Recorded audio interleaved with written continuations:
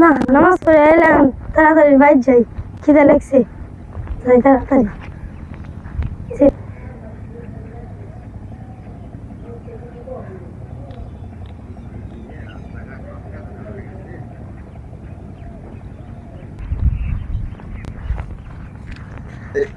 বৃষ্টির দিনে পাঞ্জাবি পরেছি, আপনি সাইড দেন। না না আমাকে খাওয়া খেলাম খেতে। না না আপনি সাইড দেন। না না আমাকে খেলাম খেতে। না না আপনি সাইড দেন।